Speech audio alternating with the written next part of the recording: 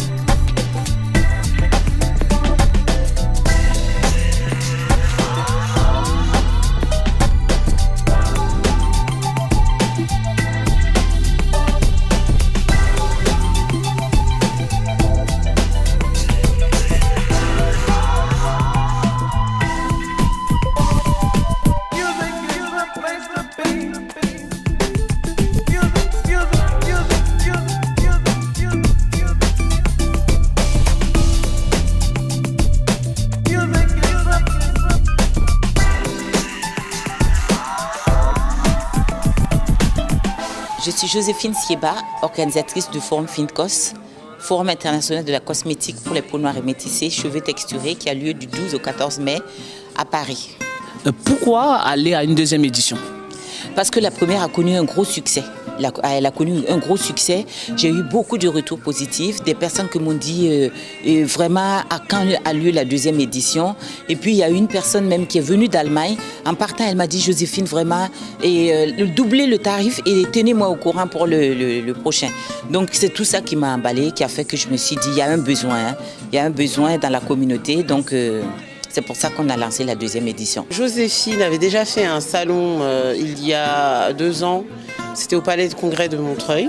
Donc du coup, on est resté en contact et dès qu'elle a un événement, du coup, je suis conviée. Et là, encore plus parce que ça concernait tout ce qui était sur la beauté africaine. Donc vu que je suis dans les produits capillaires afro, c'était logique que je vienne. On est sur un secteur porteur, donc il y a beaucoup de business. La cosmétique, vous savez, c'est vraiment un secteur qui est en pleine effervescence. Après, pas tout le monde n'arrive à percer dans ce milieu-là. Il y a quand même vraiment... c'est comme tous les milieux, il y a beaucoup de travail, il y a beaucoup de concurrents. Tout le monde essaye de monter, tout le monde essaye de se démarquer. Après, c'est vraiment le fait de trouver la bonne stratégie et persévérer pour que ça puisse monter. Il y a quand même pas mal de monde qui sont dans ce domaine aujourd'hui. Mais en fait, il y a de la place pour tout le monde et nous, on a réussi à se démarquer parce que nous, on vise directement la porosité. Donc déjà, on est une marque Black Owned, c'est-à-dire pour des Noirs, fait par les Noirs. Aujourd'hui, c'est ce qui est beaucoup recherché. Les gens, ils achètent une marque, ils achètent aussi l'histoire. Ils achètent les personnes qui représentent cette marque et aussi le produit. Donc en effet, on a réalisé au cours de l'année 2022 plus d'1 million d'euros de chiffre d'affaires grâce à une stratégie en marketing et une stratégie commerciale assez agressive. Après, franchement, c'est très difficile pour moi d'expliquer toutes les étapes là au cours d'une petite interview de 5 minutes. C'est pas possible, mais en gros, y a beaucoup de publicité, beaucoup de publicité à faire. Pour ne citer qu'un seul exemple. Personne peut nous connaître mieux que nous-mêmes en fait. Et on voit le résultat parce qu'on utilisait leurs produits. Les cheveux, soit ils s'étaient cassés, soit on n'avait pas de bonne fréquence, une utilisation. Et maintenant que nous-mêmes prenons soin de nos propres cheveux avec nos propres produits, là on a des cheveux longs, on a du volume, et il y a de la santé, on voit la différence. Et il faut aussi qu'on apprenne à s'occuper de nous-mêmes, d'arrêter d'attendre après les autres en fait. En fait, mon intervention est basée sur la dépigmentation volontaire de la peau, un combat que je mène depuis de très nombreuses années en dehors des réseaux sociaux. Et avec l'avènement des réseaux sociaux, j'ai pu étendre bien sûr ce combat. J'incite toutes les femmes noires à aimer leur couleur de peau, à valoriser leurs origines et surtout à s'accepter telles qu'elles sont. Alors les actions concrètes que moi personnellement je mène, c'est la prévention en tant que pharmacienne, ce sont des alertes, c'est le décryptage des produits et puis j'ai une association basée au Cameroun, nous faisons des actions dans la rue, dans les marchés, auprès des femmes aussi. Les raisons sont très vastes. La beauté, elles estiment que la peau noire n'est pas belle. Le mari, souvent ce sont des femmes qui sont dans des ménages polygames. La première femme est claire, alors pour se faire aimer de son mari, elle se dépigmente la peau. Et puis les amis, la rue, les réseaux sociaux, la télé, les publicités, bref, un ensemble de choses qui font à ce que les femmes noires ne s'aiment pas. Parce qu'elles voient à la télévision des femmes claires, elles voient à la publicité des femmes claires, elles voient aussi les hommes africains qui disent préférer les femmes claires et du coup, elles rejettent leurs origines. Je suis chevetologue, c'est un mot qui n'existe pas, ça a été inventé. Donc ça, vous irez voir la communauté ivoirienne parce que c'est une femme ivoirienne qui parle donc couramment le nouchi. Une sorte de créole, on va dire.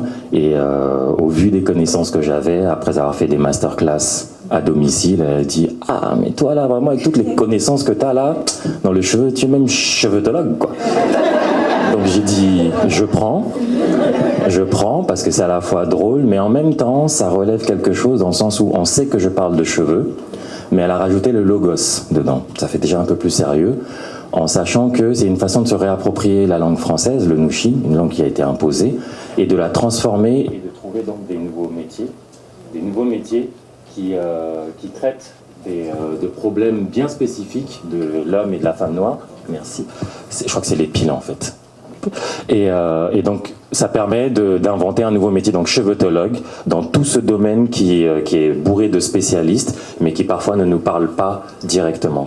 Et alors je suis également avec ma famille, Serena et Melissa de Rosen, organisatrices de l'Ethno-Tendance Fashion in Brussels, qui est un événement qui a pour vocation de mettre en lumière, en revalorisation, tout ce qui est beauté lié aux personnes afrodescendantes dans une optique de réappropriation de nos images, de nos identités. Et l'idée est vraiment de créer de nouveaux standards de beauté qui correspondent à nos imaginaires, à nos narratifs, à nos représentations. Je suis ethnobotaniste aussi, spécialisée des plantes africaines, mais des plantes à usage cosmétique d'Afrique.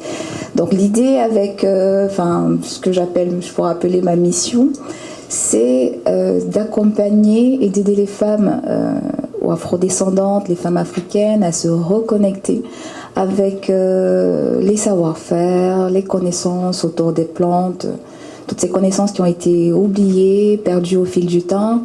Et voilà. Du coup, je m'appelle Ghana Elin et je suis la fondatrice des Ateliers Crépus. On est une marque de cosmétiques professionnelle pour les cheveux crépus et on forme les coiffeurs à l'entretien et à la coiffure des cheveux crépus. Et moi, ça m'est venu parce que je suis une ancienne juriste qui s'est reconvertie dans la coiffure. Je me suis mise vraiment à fond là-dedans. Et je me disais, un jour, je serai avocate, je marcherai dans les couloirs du palais et j'aurai même pas un endroit décent où aller me coiffer mes cheveux crépus. Mon amie européenne pourra aller dans un super truc et moi, j'irai à Barbès ou à Châteaurouge. Et du coup, voilà, c'est pour ça que je travaille pour changer ça. Je suis Merline Djoumdo, auxiliaire et designer capillaire. Je guide les femmes vers un style capillaire permettant d'asseoir leur personnalité. J'accompagne également les parents à mieux prendre soin des cheveux de leurs enfants afin d'éviter tout ce qui est chute de cheveux, produits chimiques et autres dès le bas âge. Je me rends compte que finalement, nous, entrepreneurs, on a souvent envie de se lancer et le facteur financement nous bloque. Et on se demande, est-ce que je vais en fonds propres? Est-ce que je recherche du financement par les banques? Aujourd'hui, on a vu qu'il y a pas mal d'organismes qui nous permettent d'avoir des financements, notamment les concours, notamment les banques. Et il y a aussi le fonds propre, le crowdfunding, le love money. Donc aujourd'hui, oui, il y a plusieurs sources de financement. Et je pense que cette formation a été l'occasion, un coup de pouce, de nous encourager et de se dire que c'est possible et que le financement n'est pas toujours un facteur bloquant tant qu'il y a la volonté et un projet avec une forte valeur ajoutée en route. La conférence que je viens de donner parlait de vivre l'abondance et surtout d'intelligence financière. Comment penser l'argent, comment investir l'argent et comment créer de la richesse. À la création, effectivement, il faut faire une étude de marché. Donc ça, c'est important pour pouvoir définir son besoin, pour pouvoir déjà avoir une idée du prix du développement de la gamme, combien de produits dans ma gamme, définir un prix de vente et à partir de là, mettre des besoins, en face des besoins des ressources. Et c'est en fonction de ces ressources qu'on va déterminer le besoin en financement. Et qu'on va chercher effectivement tous les financements adéquats pour pouvoir couvrir l'ensemble de ces besoins. Alors, quels sont les types de financements qui existent aujourd'hui sur le marché? Alors, vous avez l'apport des fonds propres, hein, la love money, c'est-à-dire des proches. Vous avez des subventions, des financements solidaires, puisque effectivement, pour les marques qui ont vraiment une démarche éco-responsable, elles peuvent être aidées par des organismes qui essayent de motiver justement tous les porteurs de projets qui vont vers une démarche plus responsable, plus écologique. Vous avez les emprunts bancaires classiques, vous avez les subventions, des concours. Les concours aussi peuvent aider. Alors ce sont pas on reçoit souvent des aides en nature, mais qui ne sont pas négligeables quand on parlait par exemple pour le marketing, pour les médias, pour la publicité. Donc voilà, ce sont quand même des aides qui ne sont pas négligeables. Et le crowdfunding, les cagnottes Ulule par exemple, pour les levées de fonds. On peut aussi être accompagné par des organismes pour les levées de fonds. Et en France, en tout cas, vous avez aussi les aides liées à l'emploi. En tant que si on se trouve chez Pôle emploi, on peut financer en partie la création de notre entreprise avec nos allocations chômage. Après, je fais la formulation selon vos critères. Et puis ensuite, je vais faire les tests et les réglementaires. Le but aussi pour les entrepreneurs, auto-entrepreneurs, c'est de gagner vite, aller rapidement. Quel est le moyen le plus sûr d'avoir cet argent-là? Alors, moi, j'aime pas la rapidité. Pourquoi? Parce que je dis toujours que le processus, c'est le processus qui fait l'homme. Parce que ce on gagne rapidement, on le perd aussi rapidement. Donc, moi, je ne vais pas parler de rapidité, mais je vais parler de solidité. Et c'est vrai que pour créer de la richesse, l'entrepreneuriat, c'est très bien. Mais comme j'ai expliqué, il faut aller step by step, il faut un processus, il faut se former, il faut aussi être accompagné et être entouré. Et alors, si on veut aller vite, un petit secret, c'est le mentor. Parce que le mentor nous permet d'aller où on veut aller parce que lui, il y a déjà été. Donc, il sait comment faire, il sait nous appuyer, nous aiguiller, nous baliser. Donc, si on veut aller vite, mais bien, c'est le mentor. Pour parler de cosmétique, il faut une définition claire du produit cosmétique pour avoir un cadre. Est-ce qu'un produit cosmétique est un médicament? Non. Donc, il faut définir le produit cosmétique. On donne d'abord la définition. Comme ça, on est dans un cadre. C'est pour ça, quand je vois sur les étiquetages de produits cosmétiques, il y a un traitement contre ceci. Non, il n'y a pas de traitement en cosmétique. Un traitement, c'est un médicament. D'accord? Traitement contre l'acné, ce n'est pas cosmétique. Donc tout ça, en fait, il faut être vigilant là-dessus pour ne pas tromper le consommateur en face. Ok? Excusez-moi. Oui. Quand sur un produit cosmétique, on met sérum anti-acné, on n'a pas le droit de le mettre? Anti-acné, l'acné, c'est considéré comme une pathologie d'abord. Donc ça passe plutôt par les dermatos. Donc c'est un médicament. Donc c'est pas un produit cosmétique? C'est pas un produit cosmétique de par sa définition de cosmétique. Pour le règlement européen, ce n'est pas un cosmétique. Pour les jeunes qui aimeraient se lancer, le premier conseil que je peux donner, c'est d'essayer de commercialiser son produit tout de suite, même si on est à l'étape de prototype. Il faut voir si ça intéresse le public. Si on a un product market fit, donc essayer de vendre, même si le produit n'est pas fini. Et ensuite, une fois que ça aura marché, là, on développe le système, tout ce qui va être site internet, chaîne de logistique. Et puis ensuite, une fois que tout est bien lancé, bien évidemment, faire de la publicité. Parce que sans publicité, on ne peut pas vraiment gagner en visibilité.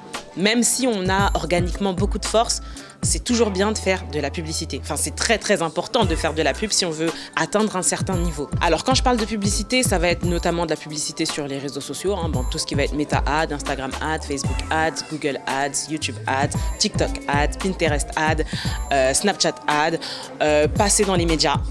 Donc passer dans les médias pour avoir une notoriété, pour asseoir la notoriété de sa marque, passer dans le métro, les panneaux publicitaires, métro, JCDecaux à l'extérieur. Et puis enfin, la télévision. La télévision pour ceux qui ont les moyens de le faire. Après, chaque étape de publicité demande un certain niveau de budget, mais petit à petit, il faut commencer quelque part de toute manière. Sinon, vous avez Instagram, les réseaux, tout ça. Voilà, n'hésitez pas je pourrais vous faire des livraisons exceptionnelles pour voir si vous avez besoin. Ok. Si jamais, par exemple, vous commandez en grande quantité, je pourrais faire quelque chose. Ok. D'accord, là déjà, vous allez en prendre un, vous allez tester. Voilà. Parce que c'est la qualité de la préparation qui va déterminer la performance. Donc il faut être bien préparé, notamment formé. Parce que souvent, on se dit que l'entrepreneuriat, on laisse le salariat, on vient et puis on ouvre son business, on devient entrepreneur. Non, il faut se former, c'est un métier. Être chef d'entreprise, manager, recruter, gérer les problèmes, les conflits, c'est un métier. Donc il faut se former. Voilà. Je suis dans un processus de création.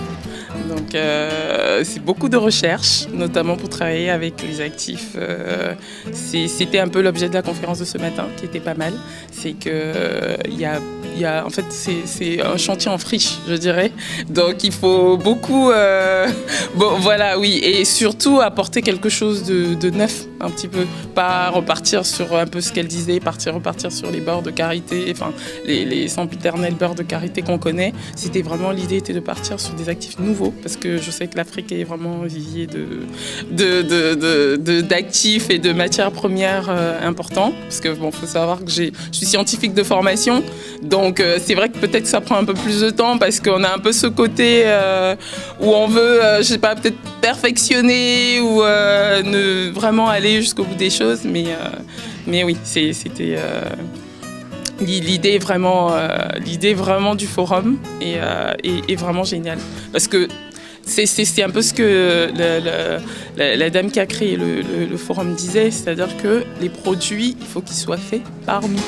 C'est-à-dire nous, femmes africaines, on connaît nos besoins et on laisse aux autres le soin de répondre à nos besoins. Et en fait, non, il faut que nous-mêmes on prenne le problème à bras le corps. Vous parlez beaucoup de mentors, on en voit énormément sur les réseaux sociaux. C'est quoi un bon mentor? Et pour les jeunes qui nous regardent, qui vont regarder cette émission, comment faire le choix d'un bon mentor? Alors le mentor, comment on le choisit? Déjà, il faut qu'il ait nos valeurs, nos principes. Il faut que ça soit quelqu'un qui soit en adéquation avec ce que l'on pense et où on veut aller. Et puis le mentor, c'est quelqu'un qui a déjà une certaine autorité. Quand je parle d'autorité, c'est qui a fait ses preuves dans le domaine dans lequel il va nous accompagner. Je ne peux pas prendre un mentor dans l'immobilier alors qu'il n'en a pas. Je ne peux pas prendre un mentor dans le trading alors qu'il ne connaît pas le trading. Le mentor, c'est vraiment un repère, une balise. Donc il faut que ça soit quelqu'un qui puisse nous aiguiller. Et comment on le choisit? Tout simplement par nos principes, nos valeurs. Il faut que ça soit aussi quelqu'un qui ait une réputation qui soit cohérente avec ce qu'il fait. Chaque région a sa particularité, a sa richesse qui lui est propre. Après, il y a des régions qui sont ou des pays qui sont plus gâtés que d'autres, parce que c'est souvent les pays qui sont situés sur l'équateur. On a le Cameroun, le Gabon, un peu le Congo. C'est des régions qui sont très humides, donc ce qui favorise en fait la biodiversité au niveau de ces pays-là. Donc on a du coup au niveau de la flore et de la faune aussi d'ailleurs, une flore qui est très riche, qui est très diversifiée. Voilà, ça c'est dû au climat en fait, au biotope, à l'environnement qui fait que ces pays ou ces régions-là ont autant de diversité et de richesse. Après, même dans certaines zones qui sont un peu plus arides, on va trouver peut-être moins de plantes. Il y a quand même des plantes qui ont du potentiel en cosmétique. Donc l'idée et l'intérêt, c'est toujours de s'intéresser à la plante de son environnement immédiat. Si la plante est là, elle n'est pas là pour rien. Si elle pousse à tel endroit et pas à une autre, il y a bien une raison à cela. Donc c'est autant de raisons pour lesquelles d'ailleurs on pourrait les solliciter pour répondre à certains de nos besoins.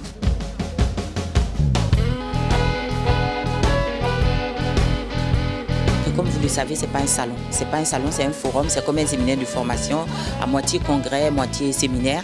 Donc l'objectif, c'était vraiment de pouvoir former. Maintenant, on se dit, on est quand même dans le cadre d'un forum, c'est bien de voir les produits aussi. Ça encourage ceux qui veulent se lancer. Ça permet aussi d'avoir de la visibilité et pourquoi pas de vendre. Donc nous avons sélectionné. Il y a des produits 100% naturels, bio. C'est vraiment très intéressant. Il y a de tout. Il y a des produits haut de gamme. Et puis il y a des laboratoires aussi. Il y a beaucoup de laboratoires qui sont là pour présenter leur laboratoire, leur service. Et également, on a la personne qui fait qui a fait l'intervention sur le diagnostic de peau et de cheveux, qui présente son appareil, l'ensemble de l'appareil. Il y a un microscope et puis il y a un autre appareil aussi. Voilà, donc c'est des stands, des personnes qui ont été triées vraiment sur le volet pour pouvoir présenter quelque chose de bien.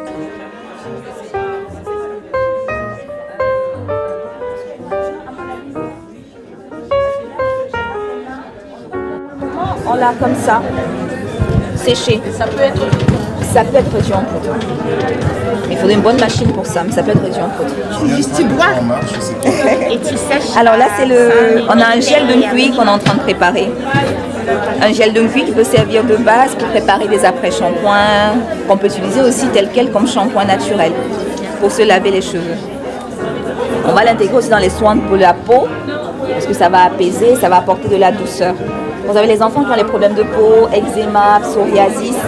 Quand vous utilisez des plantes ou des huiles ou des beurres qui vont avoir une action antifongique, vous pouvez ajouter une plante à mucilage pour agir en synergie. Parce qu'elle va calmer les inflammations, elle va apporter elle va apaiser, ça va calmer les démangeaisons et les irritations.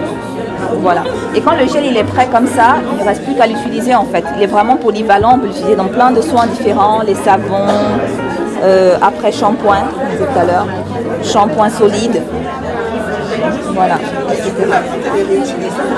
Oui, même là, le gel, il y a encore du gel dedans. Donc ce même truc, on peut l'utiliser encore 2-3 fois. Avec 5 grammes, on peut avoir jusqu'à 1 litre de gel. Avec seulement 5 grammes. Afrique centrale, Afrique de l'Ouest. Alors, c'est le cuir. Le cuir.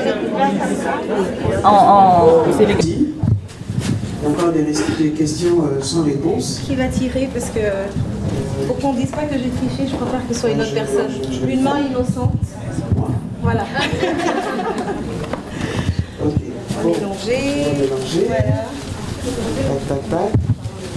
Vox Africa, faut bien filmer. Hein.